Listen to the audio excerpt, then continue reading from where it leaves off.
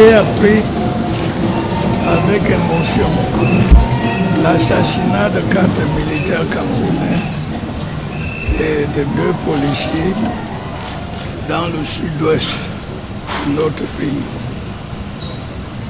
Suite à la disparition de ces 6 valeureux militaires et policiers, je voudrais présenter mes condoléances aux familles éprouvées, ainsi qu'à nos vaillantes forces de défense et de sécurité. Je pense que les choses sont désormais parfaitement claires pour tout le monde. Le Cameroun est victime des attaques à répétition d'une bande de terroristes se réclamant d'un mouvement sécessionniste. Face à ces actes d'agression, je tiens à rassurer le peuple camerounais que toutes les dispositions sont prises pour mettre hors d'état de nuire ces criminels et faire en sorte que la paix et la sécurité soient sauvegardées sur toute l'étendue du territoire national. Je vous remercie. Merci, Monsieur le Président.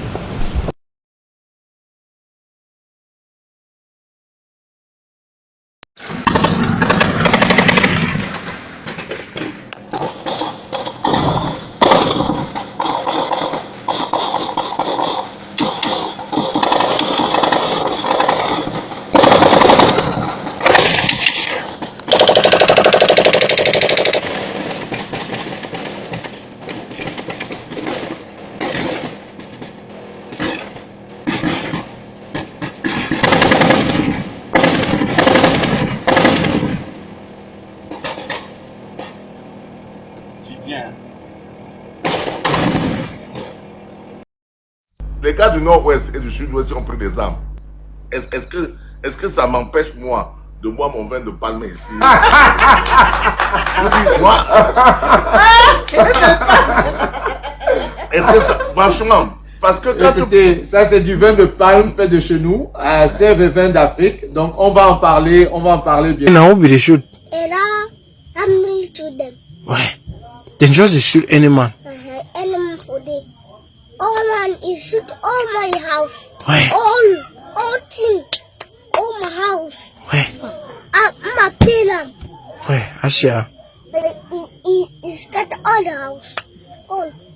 These people na some bad luck people, my brother. He come for down house. He shoot all the down house. C'est bien.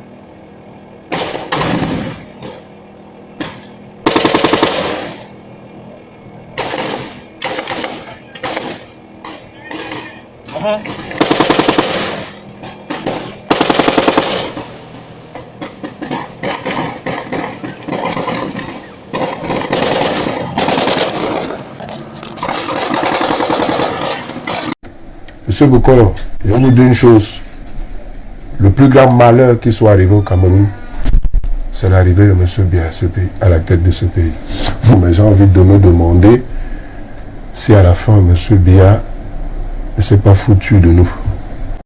Voilà. Le Cameroun n'est pas une dictature. Le Cameroun est une dictature, mais c'est une dictature libérale.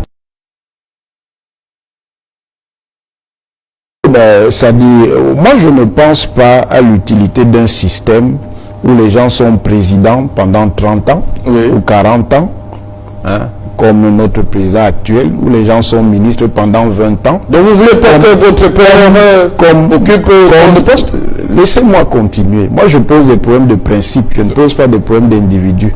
Comme mon propre père en l'occurrence, mais que ce soit lui ou un autre, ça ne change rien. Je crois que de tels systèmes ne sont ni utiles ni sérieux.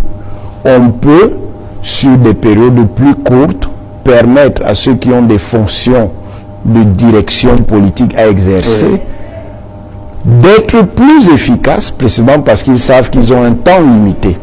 Et on peut organiser nos systèmes nationaux de telle manière que dans ce temps plus court, on leur donne plus de moyens d'avoir un impact positif et sérieux sur le cours de notre société.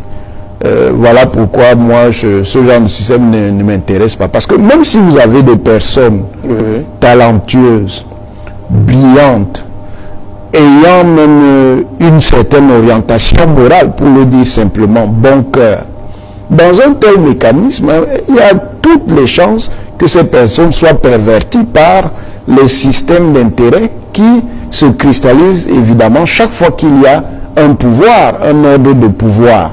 Et à un certain moment, elles n'auraient plus ni le talent, ni les qualités qu'elles avaient au départ.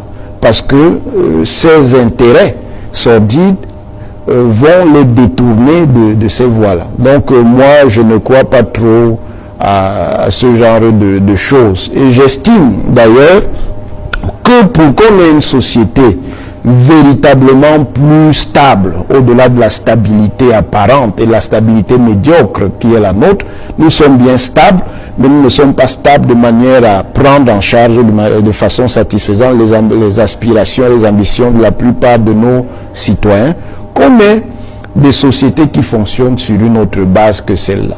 Voilà, vous dites, professeur, au docteur Onanguini, qu'un intellectuel doit exercer une fonction critique vis-à-vis de la société dans laquelle il vit. Une fonction critique qu'il expose bien évidemment à d'éventuels démêlés. Et que pensez-vous donc de ces intellectuels qui ont décidé de marcher avec le pouvoir? D'abord parce qu'en gros, s'il peut y avoir des intellectuels de pouvoir, tous ceux qui sont au pouvoir et qui font fonction d'intellectuels de pouvoir n'en sont pas. N'en sont pas. Sur le point de les mauvais militants, je suis malade depuis 2 semaines. Parce que M.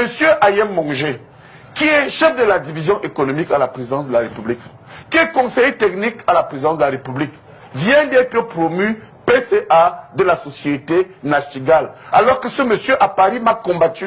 Il a insulté le président. Il a tout fait. Et aujourd'hui, Ayem est promu. Vous voulez que je sois content au moment où mes camarades qui viennent de remercier Alain Bichoupé, je parle de Biaka, je parle de Charlie Thierry, à Bordeaux se battent. Donc c'est vous dire que ce que nous voyons là, mais j'ai mal au cœur. Je ne peux pas vous dire que Ayem Mongé, Ayem a insulté le président et le parti en France. Ayem est promu. Et moi je suis là. Vous voyez que c'est normal. Alors, le troisième point, c'est qu'on ne peut plus supporter ce genre de désordre dans notre parti. Il est temps que le président de la République frappe la main sur la table. Parce que demain, Roland Guini qui a soutenu le comité de normalisation foireux va aussi demain être promu. Et vous allez continuer à dire que c'est le RDPC. Ok, d'accord, professeur, merci. On vous a compris.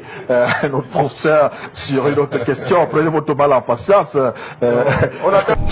Même l'intellectuel de pouvoir a une ligne critique. Il met simplement son esprit critique au service d'une orientation politique.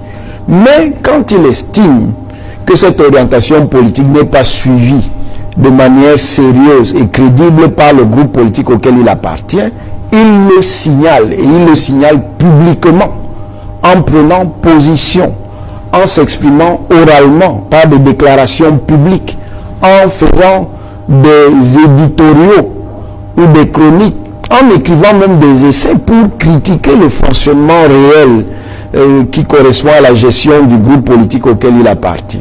C'est ça un intellectuel même de pouvoir. Il critique et puis ensuite il dit à ses amis politiques: j'ai fait les critiques, voici donc les solutions qui peuvent permettre de corriger ce qui m'apparaît comme ne fonctionnant pas dans le cadre de notre gestion politique. Ceux qui tiennent lieu d'intellectuels de pouvoir, en fait, ne sont pas des intellectuels. Je voudrais dire aux hommes qu'ils ont le devoir de protéger leurs épouses ou leurs conjoints et non de leur ôter la vie. Ôter la vie à son épouse ou à sa conjointe est un acte criminel, quelles que soient les raisons évoquées. En réalité, les hommes qui ont peur de la bouche des femmes ne doivent pas se marier. Car Dieu a donné la bouche à la femme pour se défendre. Ce sont des clercs. Je ne dirais pas le courtisan parce que c'est désobligeant. Ce sont des clercs. Le clerc, c'est quoi? Le clerc, dans les ordres politiques et sociaux du Moyen-Âge en Occident, c'est quelqu'un qui met son intelligence, son savoir, ou ce qu'on va appeler beaucoup plus tard, hein, disons 19e, 20e siècle, son expertise au service d'un pouvoir. Ça veut dire qu'il est là pour légitimer le pouvoir, rendre ce pouvoir acceptable. Il peut avoir des compétences intellectuelles, il peut avoir des aptitudes intellectuelles, mais sa manière d'agir fait qu'il n'est pas un intellectuel. Il ne faut donc pas confondre le clerc, celui qui fait partie de la cléricature, parce que clerc, ça renvoie à la fois à cléricature et à clergé. Il ne faut pas confondre le clerc avec l'intellectuel. L'intellectuel peut avoir toutes les sensibilités. Il peut être conservateur, réactionnaire même, il peut être réformiste, il peut être libéral, il peut être radical, il peut être révolutionnaire.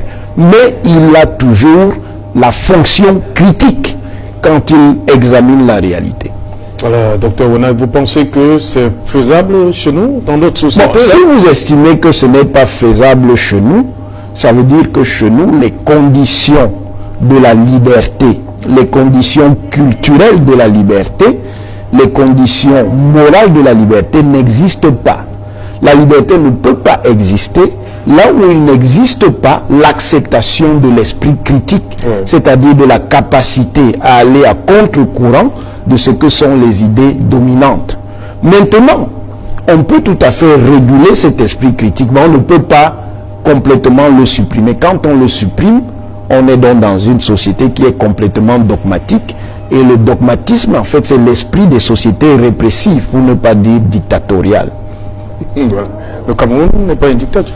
Le Cameroun est une dictature, mais c'est une dictature libérale. Parce qui fait peur à beaucoup. Et je voulais donc dire aux jeunes que moi, je ne fais pas confiance à Paul Biya en tant qu'individu.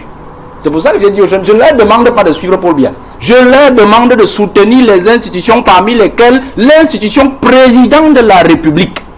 Vous comprenez, il y a une différence. Parce que je suis entré en politique et je me rends compte que beaucoup de gens confondent cette affaire-là. C'est-à-dire que quand on regarde Paul Biya, on dit c'est le président de la République, on mélange tout. Non, non. Lui, il est l'institution et c'est lui qui garde le Cameroun debout. Tant qu'il travaille pour le Cameroun, Monsieur Otou, je ne lui fais pas confiance, d'autant plus qu'il a trompé ses collaborateurs même sur sa maladie. Beaucoup pensaient qu'il allait même mourir avant 2011. Ils ont commencé à mettre les mains dans la caisse. Malheur en a pris, il est toujours vivant aujourd'hui et ils n'ont pas le cœur tranquille. Moi, je ne peux pas faire confiance à un type pareil. Moi, je ne peux pas faire confiance à un homme qui a trompé même la France. C'est-à-dire que la France, depuis 15 années, a compris que ce monsieur n'a jamais été avec nous. Il n'a jamais été un préfet de la France. Il nous a tout dit oui, oui, oui. Ah, pourtant, c'est parce qu'il voulait absolument libérer son peuple politiquement. Vous comprenez? Moi, je ne peux pas lui faire confiance. Mais je voudrais amener les jeunes à faire confiance à l'institution qu'il représente. C'est-à-dire qu'il a beau faire tout ce qu'il veut dans sa vie, mais il doit se souvenir que président de la République, c'est pour le peuple. S'il faut l'enterrer quelque part, il est déjà... Mais peut-être... Mais de quel président parle-t-on? Il faut qu'on en parle. Quelle idée le président Biya du Cameroun jusqu'à aujourd'hui? Depuis 33 ans que le président Biya est au pouvoir, quelle est l'idée majeure qui ressort de son action politique? L'idée c'est quoi? Pourquoi nous pensions qu'à cette crise-ci, il peut apporter une solution? Il faut qu'on parle. Depuis 33 ans que le président Biya est au pouvoir, quelle est l'idée, quelle est la grande idée qu'il a du Cameroun? Pour que nous puissions lui dire que non, comme l'ami Moutamba ça a dit, il peut trouver une solution avec le Cameroun. Aucune idée. La seule idée qu'il y a du Cameroun, c'est que le Cameroun ait son marchepied pour rester au pouvoir. La seule chose que le président Biya sait faire, c'est de conserver le pouvoir. Et c'est un expert international que personne n'égale. Mais pourquoi faire? Quel projet le président Biya a déjà nourri pour le Cameroun? Et de ça qu'il s'agit. Et de ceux qui l'entourent. Ce pays a un gouvernement digne de ce nom. Le Cameroun a un gouvernement digne de ce nom. Mais est-ce que ça... Pendant qu'on en a parlé, vous savez ce que le président Biya fait? Il est allé en Italie. Vous savez ce qu'il a dit là-bas? Il dit, venez investir parce que vous allez rapatrier aussitôt vos bénéfices. Mais ce n'est pas possible. Alors, le président Biya n'est plus digne de gouverner le Cameroun. Est-ce qu'appeler les investisseurs et vendre le pays? Oui, quand vous dites aux gens que la condition de venir investir, Bachir, vous allez rapatrier vos bénéfices. C'est le principe de base du franc CFA. C'est qu'il n'y a pas, on vous rapatrie immédiatement ce que vous... Comment un pays peut se développer si on rapatrie les richesses? Non, c'est le projet du président Biya. Il n'a jamais rien dit sur le franc CFA depuis. Le président Déby a pris position. Le président Obiang a pris position. Maintenant, le président Kaboré, que nous saluons, vient de prendre position. Mais qu'est-ce que le président Biya attend? Qu'est-ce qu'il attend? Non, monsieur Bachir. Il parlera. Non, il faut qu'il arrête de bloquer les évolutions. En Afrique centrale et à l'Afrique, l'heure est arrivée où, je vous dis, monsieur Bachir, je termine par là. Pour vous rassurer, je termine, je sors par là. Je ne vous donnerai plus le temps de parler. Il n'y a pas de problème. D'accord. Je voulais terminer, laissez-moi finir mon propos tranquillement. Parce qu'après, je ne parlerai plus. Ouais. Je voudrais dire ceci. Je connais le Cameroun, c'est mon pays. Il ne faut pas confondre la sagesse des Camerounais avec la lâcheté. Il ne faut pas confondre leur responsabilité civique avec la lâcheté. Le président Biya se prend pour Dieu. Le Cameroun lui appartient. L'heure est arrivée où le Cameroun va le chasser. Le Cameroun va le poursuivre. Et il comprendra que ce pays-là ne lui appartient pas. D'accord, président Manakani. Ce sont vos déclarations en tout cas. Politiciens, des hommes politiques comme les Wandje, qui sont des politiciens, comme on dit, nés, et qui ont construit une carrière politique. C'est une tradition de la néocolonie. Alors, quand on dit que le président de la République doit se déplacer pour aller à Bamenda, que ça va arranger la chose, mais est-ce que vous savez de qui vous parlez? Vous savez de qui vous parlez? Vous connaissez la psychologie du président Biya? Le président Biya trouve que ce que vous appelez anglophones là, protester comme ils ont fait là, c'est le défier. Et le président Biya, il n'aime pas qu'on le défie, hein? Parce qu'il est Dieu, il n'aime pas qu'on le défie. Il faut savoir à qui vous parlez. Depuis que Boko Haram a commencé, le président Biya a mis pied à Maroua. C'est pas plus grave que ce qu'il y a dans le nord-ouest et le sud-ouest. Ce n'est pas mis pied à Maroua, où les soldats meurent. C'est au sud-ouest et au nord-ouest qu'il va aller. Deuxième chose, il y a eu les morts des Zeka. On nous dit machin de morts. On trouve que c'est pas de 1000 morts. Moi, je le dis. Quand il m'a arrêté, je le dis. Alors, il a décrété un deuil national. On l'a vu dans aucune cérémonie funèbre. Aucune cérémonie. Il était caché. Personne ne l'a vu nulle part. Nulle part. Pourquoi croyez-vous qu'il va se déplacer? Il faut savoir.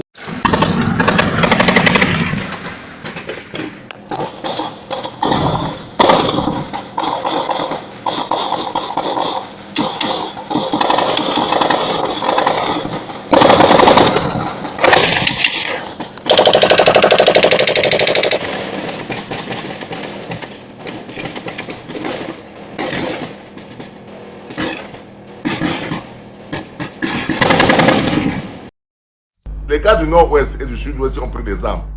Est-ce que ça m'empêche, moi, de boire mon vin de palme ici? Moi, est-ce que ça... Franchement, parce que quand écoutez, ça c'est du vin de palme fait de chez nous, c'est le vin d'Afrique, donc on va en parler bien. Je peux tout accepter, qu'on me traite de tous les noms, sauf questionner mon patriotisme. C'est insupportable. Et surtout venant des gens, premièrement, qui n'ont jamais rien fait pour leur pays, et deuxièmement, qui ne savent absolument rien de ce dossier. Je crois qu'il faut qu'ils sachent ce soir qu'il y a des moments où il faut savoir respecter ce que les autres ont fait, même si on ne les aime pas. Que pense le professeur Kamputo de la longévité du président Biya au pouvoir? 30 ans. Je n'ai rien d'autre à penser que si ce sont les Camerounais qui décident de le maintenir dans ses fonctions pendant 30 ans, alors il a le droit d'être à cette position. Vous pensez effectivement que ce sont les Camerounais qui le maintiennent là-bas? Si les urnes nous disent que c'est lui qui a été élu, je n'ai pas le droit. C'est une victoire volée?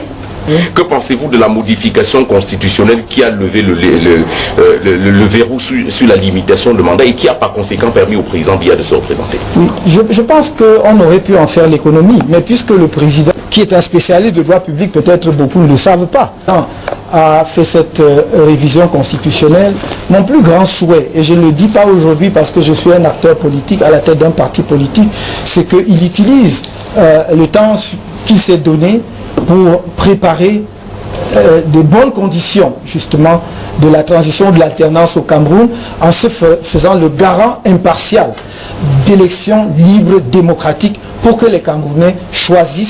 Il ne faut jamais être autosuffisant, croire qu'on est supérieur. Il faut rester aussi assez modeste, savoir que les autres sont des partenaires redoutables. Donc, un peu de modestie, de la discipline, la dureté dans l'entraînement. Et nous pourrons avoir de beaux jours devant nous. Story time. Là, alors, vous allez être servi pour mon story time. Parce que quand je vous dis que je n'ai pas de chance en amour et que je n'ai pas de chance avec les mecs ici dehors, on ne va pas me croire. Pourtant, c'est la vérité, hein, moi, je vous jure.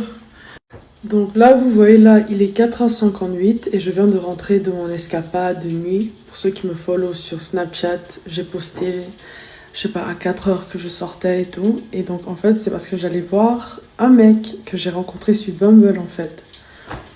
Donc, le mec, je match avec lui aujourd'hui.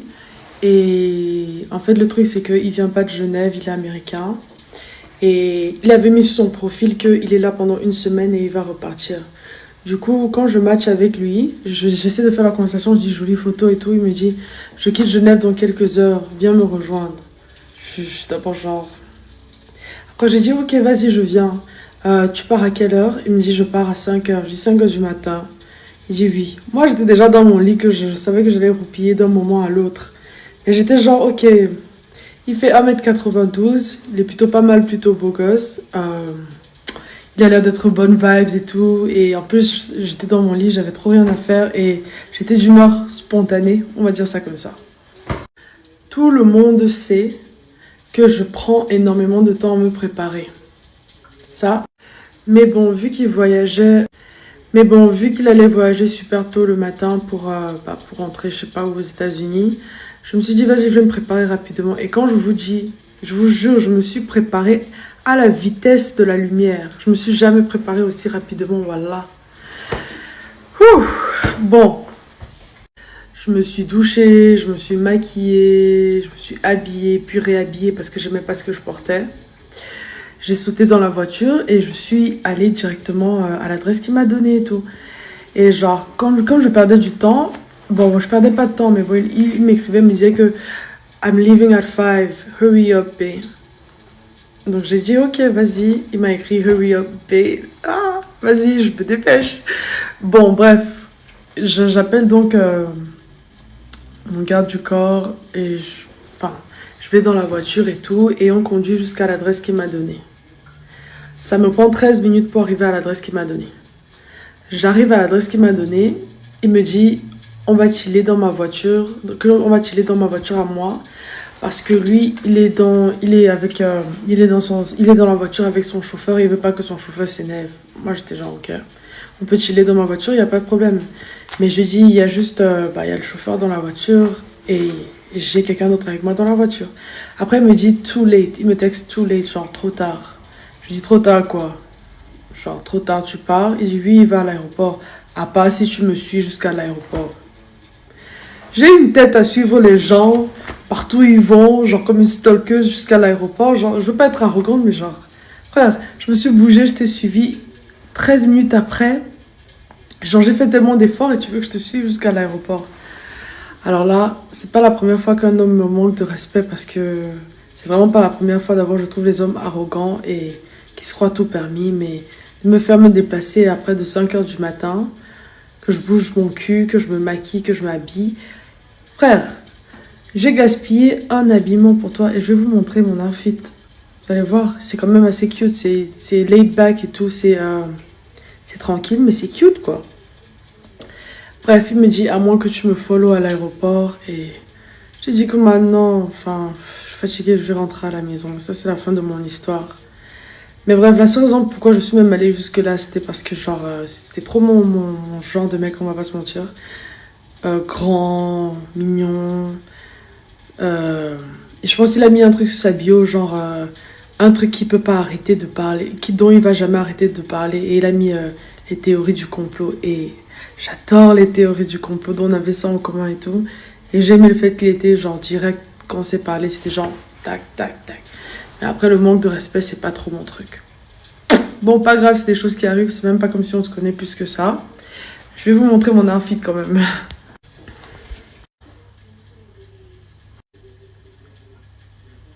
J'ai mon petit sweat assorti en bas. Ouais, je sais pas bien d'être poisseuse dans la vie, hein, moi je vous dis. So I sprained my arms months ago because, look, I was in a mental hospital. And some guy had just lended me his lighter. And it's a true story. Some guy had just handed me his lighter and I used it and I gave it back to him. And I gave it back to him, and I don't know what he did with it. And he was like, where's my lighter? Where's my lighter? And I'm like, I don't have it. I gave it back to you. And he's like, where's my lighter? So I emptied my bag entirely in front of him, and I'm like, look, I don't have my lighter. And I don't have your lighter. And I was pissed off because I was like, you asked me 100 times. I'm like, I don't have it. So I was like, look, it's not in my bag. And my bag was the only thing I had. So I'm like, it's not in my bag, you see. I emptied my entire bag in front of him. And he came for me like he wanted to basically attack me.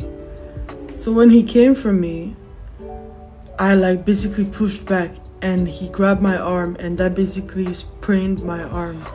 And when he came for me, I gave him like a kick. I pulled back and I gave him a kick.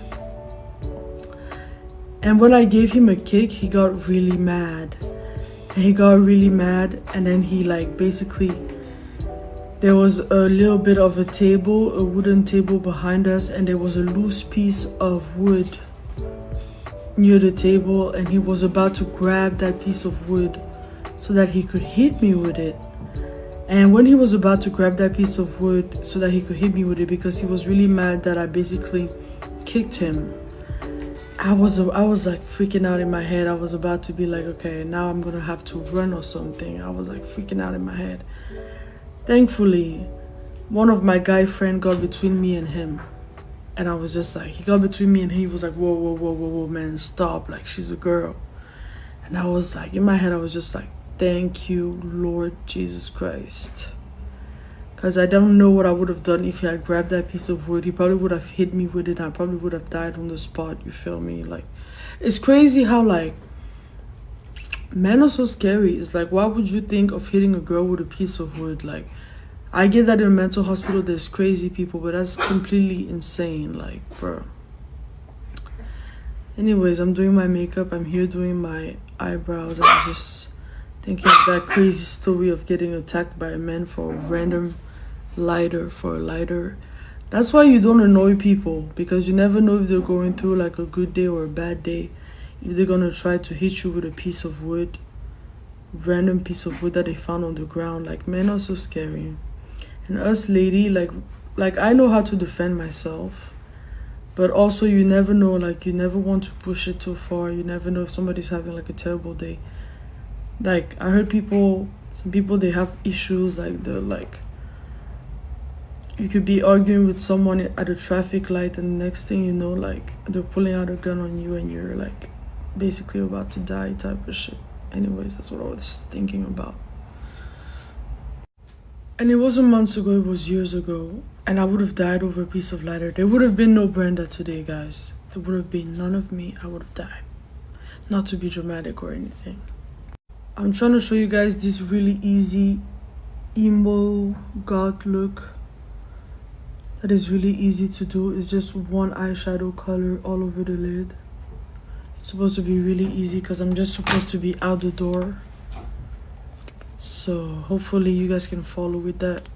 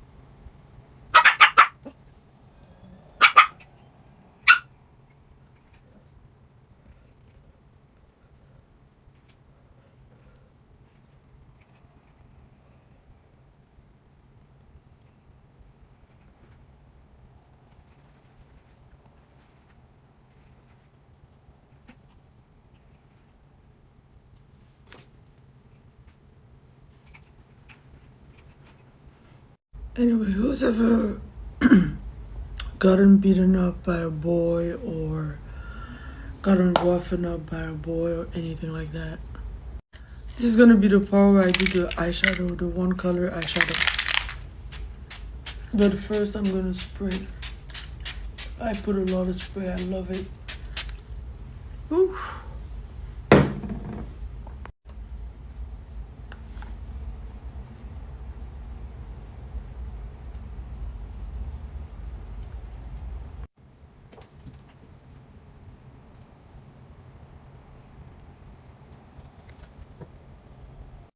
I love the fact that I have big eyes because I can take up my entire eye with eyeshadow.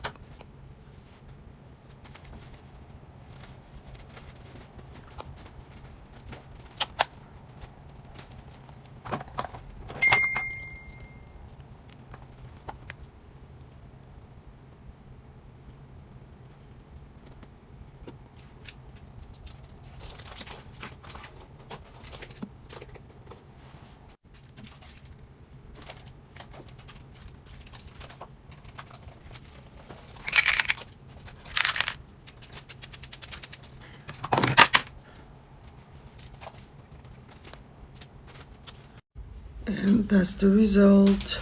Simple one eyeshadow got look.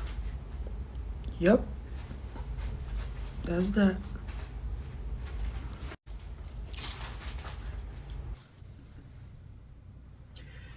Mesdames, Messieurs, chers compatriotes, toutes celles de ceux qui me font l'honneur de suivre les actions de SOS Cameroun Solidarité par ma voix, je vous dirai jamais assez merci pour ce que vous nous apportez au quotidien. Sans vous, nous ne sommes rien, nous ne serons jamais rien. C'est pour cela que je ne manque aucune occasion, ici comme ailleurs, pour vous renouveler nos remerciements.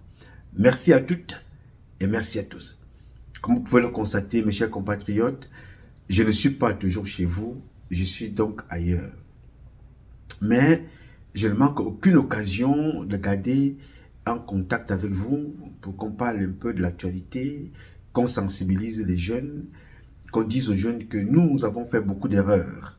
Ne faites pas nos erreurs. Parmi toutes les filles et tous les fils de la République du Cameroun, je suis le plus imparfait de vous tous. Ne faites pas mes erreurs.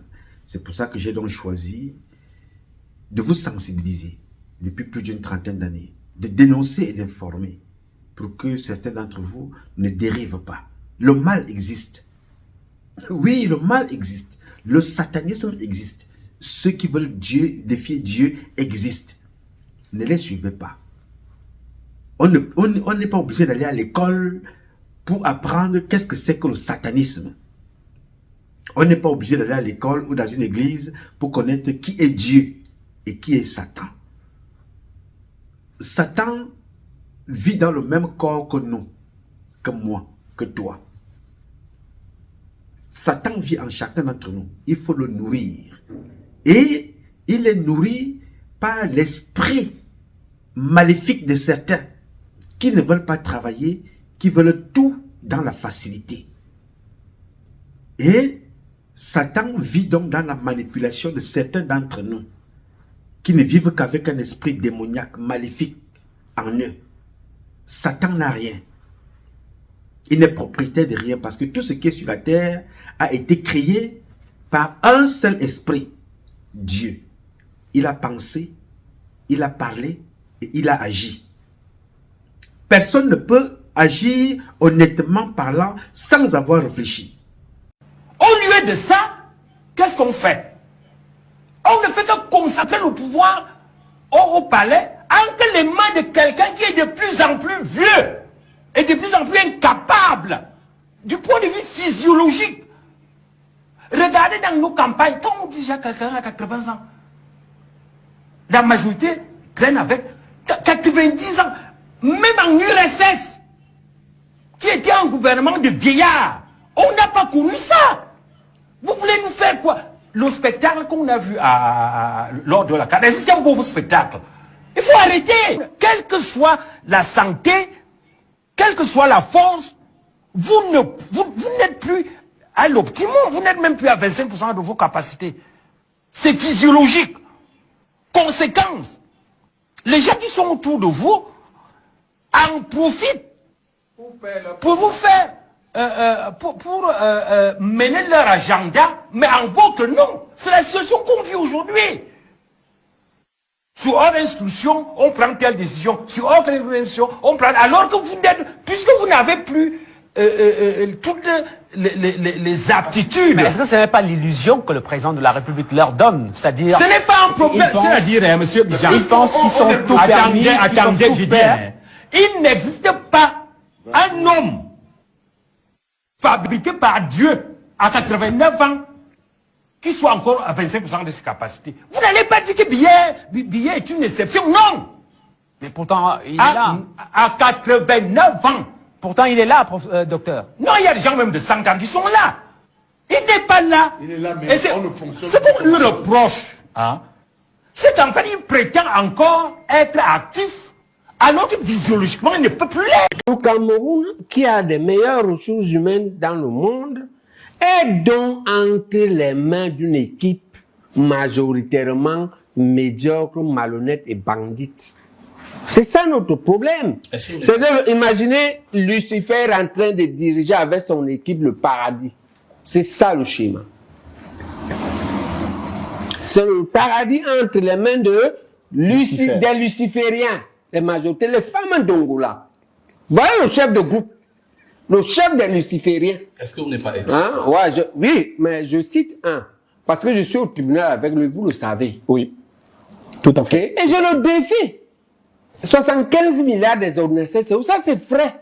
C'est où? On dit que, dans les réseaux sociaux récents, 60 milliards, ça a conçu une des meilleures universités actuelles du Sénégal. Tout à fait. Voilà ce que Femme offre à son pays. Peuple africain, nous sommes comme ça en plein Yaoundé, la capitale politique camerounaise, en plein marché étudié. Quand on dit le marché étudié, donc c'est le quartier du palais présidentiel qui s'appelle le palais étudié. Nous sommes dans le marché, regardez-moi la boue, regardez-moi en plein Yaoundé. Et quand on dit Yaoundé, c'est Paul Biya, lui-même il est de Yaoundé. Voilà, regardez le marché central de chez lui. Combien de fois alors nous les nordistes qui sont à plus de 800 km, 900 km, on peut avoir quelque chose. Si là même chez lui, en plein capital, et le marché central, voilà, ça c'est serré. Voilà, c'est tout ça là. Voilà le palais que vous voyez là, c'est le palais derrière là, c'est le palais. C'est le palais. Derrière le bâtiment là où on a montré, c'est le palais qui est là-bas. Voilà, c'est le palais. Voilà, ça c'est les sœurs de Paul Biya. Elles vendent le maïs là. Regardez comment elles sont. En plein marché. Est-ce que c'est chez nous au nord qu'il va développer? Non. C'est de la médiocrité, lui et son parti. Et ils n'ont pas beaucoup de force. Il y a un appareil comme ça, un robot qui te masse. Le dos, les reins, le cou, les bras, les épaules. C'est vraiment magique. Ça fait fort. Tu as envie de sortir pour fuir. Et ça bloque les mains, ça te bloque ici. Comme mes pieds sont trop longs, ce n'est pas rentré dedans. Normalement, mes pieds devraient rentrer ici. Pour subir le massage. Mais avec un pied de 50 centimes, tu vas faire comment? Tu vois, parce que le sang commence à... Ici, là, ça se resserre. Ça se resserre sur moi. Mais malheureusement, mes pieds sont dehors. Tu vois, ça se resserre comme ça. Donc, et même, ça peut se resserrer comme ça, voilà. Oh là là, au niveau des épaules, là. Oh. La colonne vertébrale, ça descend vers les reins. Voilà, ça attaque les reins.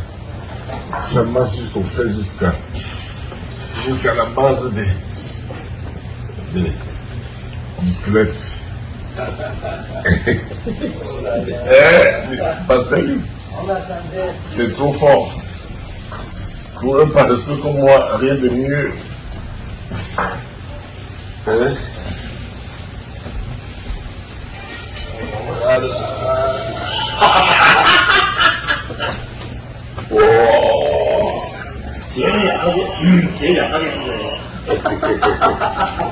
Surtout ça prend le beau plat là.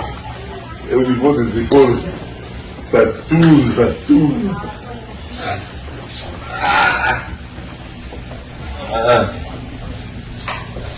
Donc ça fait le... Créer des structures pour lutter contre la corruption, plus nous avons des corrupteurs patentés et des corrompus avérés. C'est ça le problème. Vous voyez un peu? Attendez, avant qu'on ne crée la NIF, la CONAC, le Consupé, il y avait autant de duplex, d'immeubles à Santa Barbara, à Bastos, et ainsi de suite. C'est-à-dire que vous voyez un immeuble à Bastos ou à Santa Barbara, on te dit non, c'est un douanier, c'est un douanier.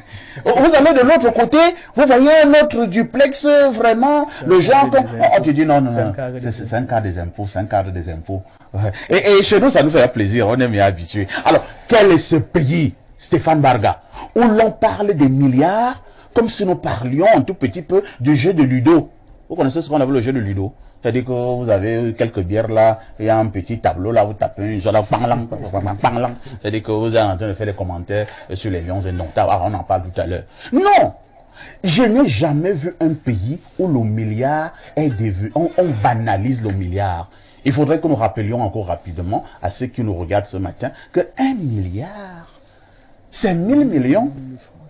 1 milliard, un seul, ça fait 1000 millions. Si tu as 2, ça fait 2000 millions. Imagine si tu as 10.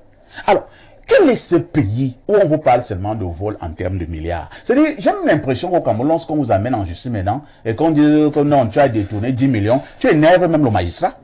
Il dit, mais ça c'est qui ça? La preuve en est d'ailleurs, il pense que certains sur le plateau l'ont relevé à bon escient, que l'on est allé, on s'est amusé à mettre sur pied une juridiction juste pour les riches. Ah oui, une juridiction pour les riches. C'est-à-dire que pour ceux qui ont quand même volé un peu plus de 50 millions, vous ne devez pas être avec les petits là.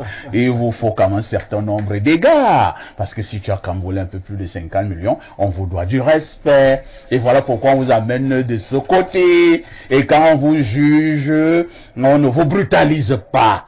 Et la loi vous dit encore que le ministre de la Justice garde dessous, en cas de restitution du corps du délit, peut vous libérer. Entre-temps, celui qui a volé 2 pains dans une boulangerie de la place et quelques sardines, parce qu'il avait faim, lui va calmement écoper 10 ans d'emprisonnement ferme. Vous pensez que dans ce contexte, on nous dira que le RDPC a apporté la justice? C'est 1 milliard que vous entendez là. Si on te donne ça, et tu te dis que c'est ton salaire, tu vas manger 1 million par mois. Tu vas le manger en 83 ans et 3 mois. Si on te donne ça aujourd'hui, ça veut dire que tu ne manges même pas la moitié. Je dis, tu manges 1 million, tu ne fais rien. Tu as mis quelque part.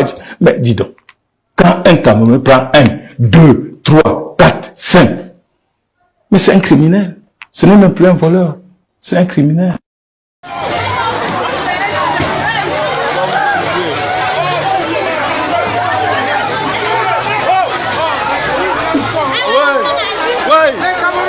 ça?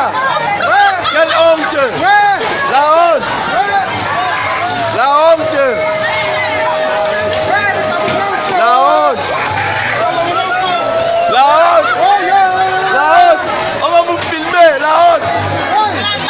On va vous filmer! Merci! Tu as pris 5 paquets! Merci!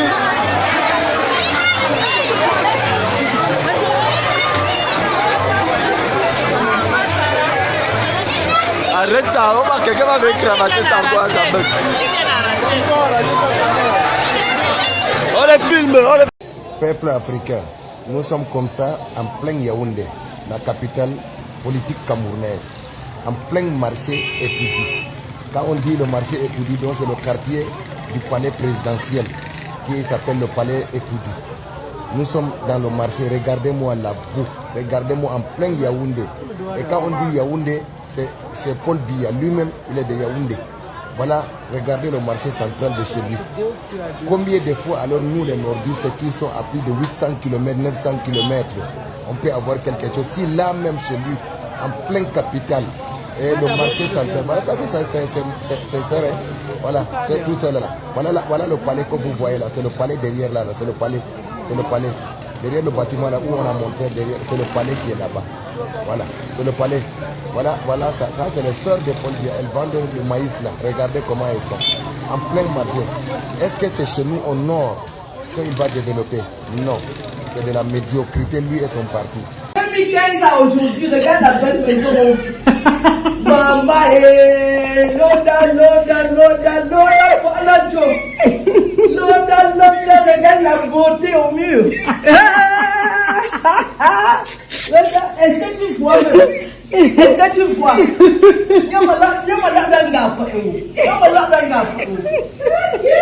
Ma chérie, salut le Cameroun.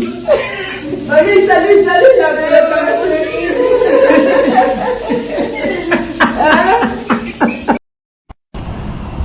Sous le signe de la ferveur patriotique, sous le signe de l'union des cœurs, pour qu'ensemble, on continue à relever les défis que l'avenir nous pose.